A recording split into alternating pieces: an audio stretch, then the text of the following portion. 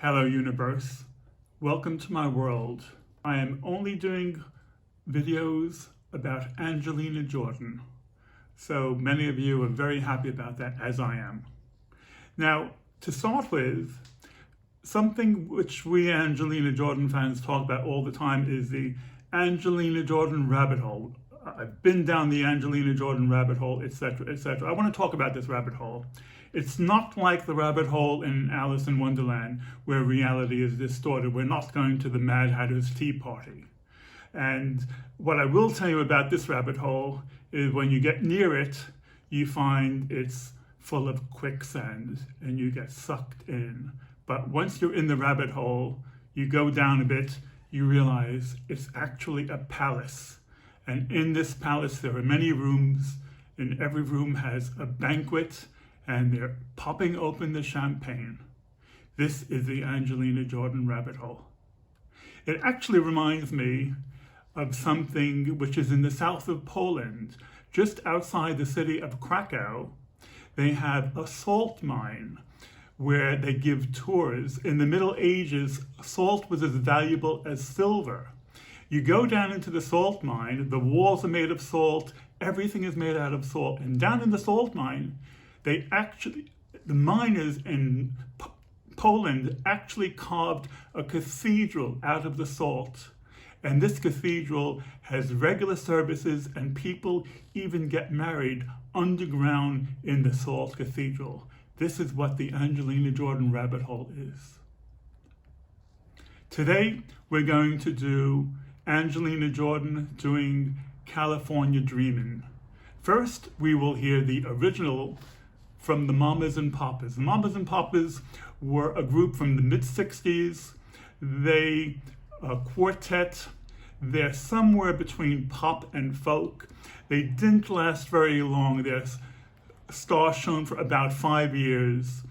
This song is very, very famous. The tune and the lyrics. I believe this was their first song, and it put them very much on the map. Give a listen to the original song, California Dreamin', from the Mamas and Papas.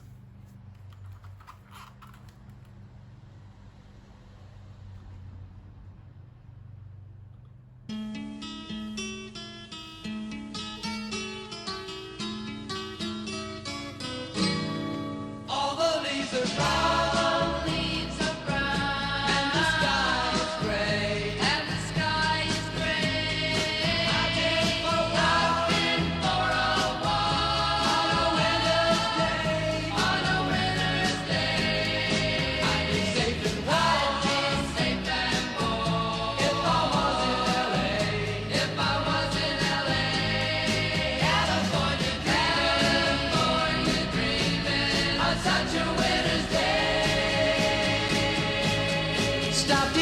Church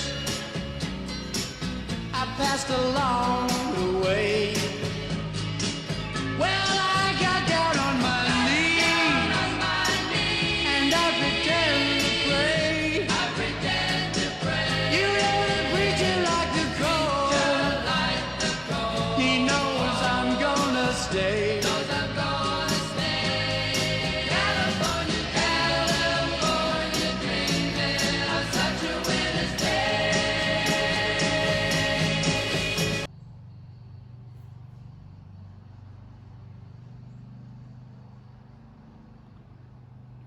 Absolute classic.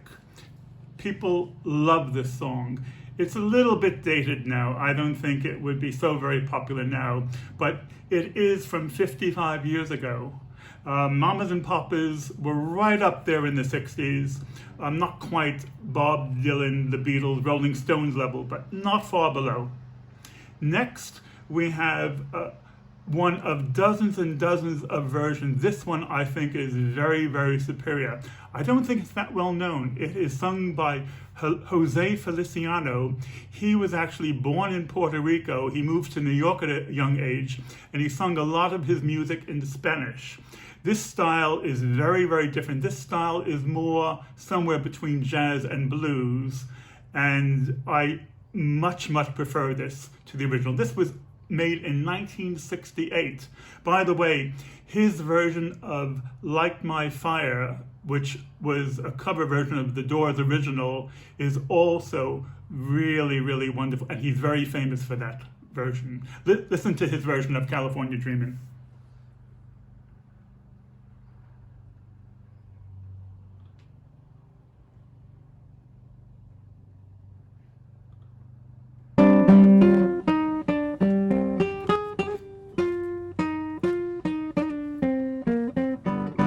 All the leaves are brown and the sky is gray.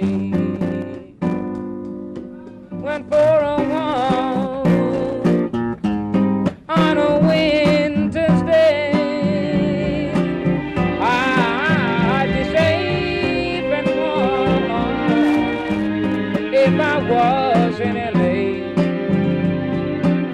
Oh, California dreaming on such a winter's day. Yeah, I stopped into a church. I stopped along the way. Well, I got down on my bended knees, and I began to pray. You know the preacher needs a call. He knows I'm gonna stay. Yes, he knows I told him so. Oh, California dreaming on such a winter's day. Yeah.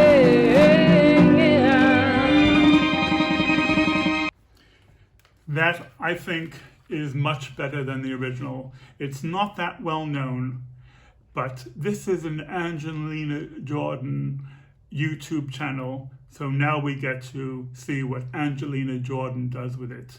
She takes it to a different dimension. Watch this.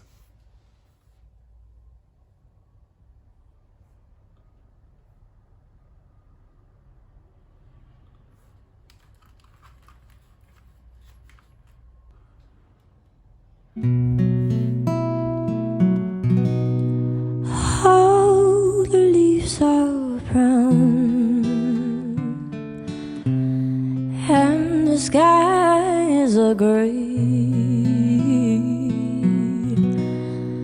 I've been for a walk in the such a winter day. I've been safe and warm if I was in the lake. California dreaming, oh, in a such a winter day.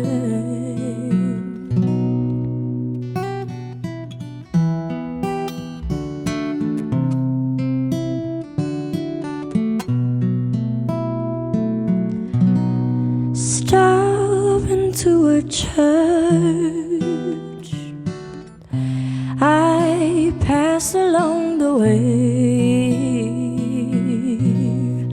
Well, I got down my knees and I pretend to pray. You know the preacher, like the cold, he knows I'm gonna stay. California dreaming, oh, in a such a winter day. All the leaves are brown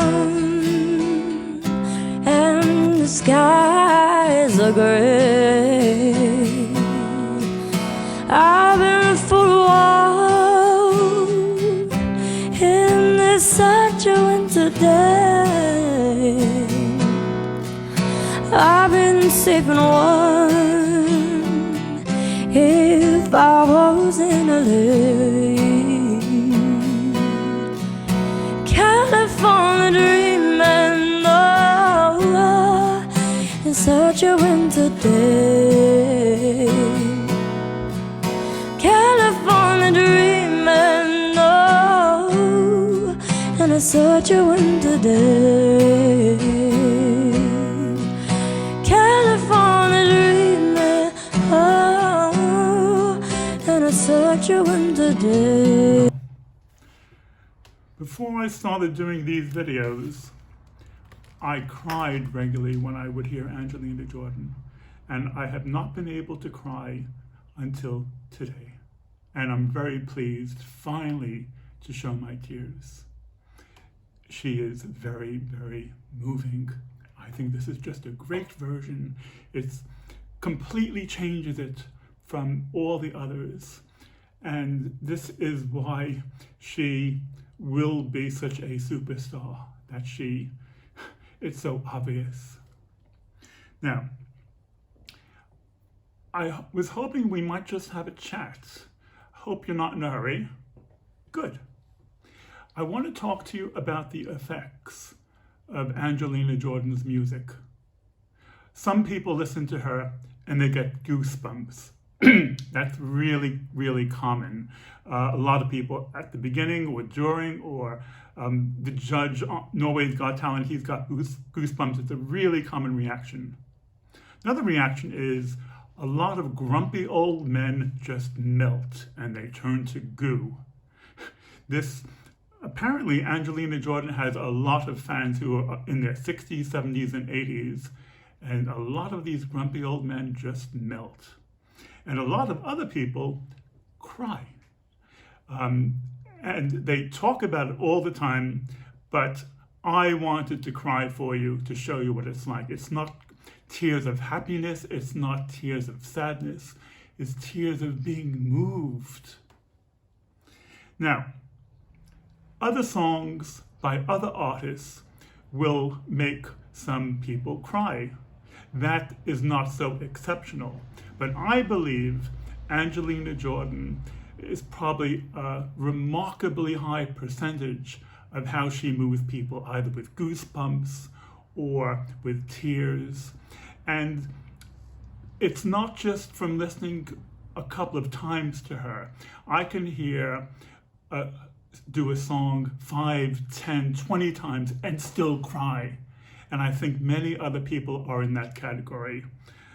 Not only that, but she has the ability to do this across so many different styles. That is what's remarkable. Now, when you saw Angelina Jordan being interviewed, age 7, just before she sang her world-famous debut of Gloomy Sunday, she said she wanted to be a superstar. Now, if you were watching that in real time, you would think, oh, well, she's 7 years old. This is the type of thing that 7-year-olds say. She wants to be a superstar. Another 7-year-old might say they want to be an astronaut. And Angelina Jordan also said when she was 8 or 10 that she wanted to communicate love with her singing. Now, the amazing and incredible thing is she has succeeded in doing that. And that is a remarkable, remarkable accomplishment. Now, I can say to you, how does she do that? But that is the wrong question. Because, first of all, I don't think that question could be answered. Secondly, that question takes you in the wrong direction, away from a much, much more important question. What is the type of love? How are we defining love that Angelina Jordan is trying to communicate? Now, bear with me, because this is a matter of interpretation. So let me just tell you my spin on this. I would say the type of love she's talking about is universal love. Now, before I give you an example of what I'm talking about, I want to say that what I'm about to say is not actually a religious statement. It is a humanistic statement. And I'm saying this in the most respectful manner I can. Okay, here we go. Here's the example.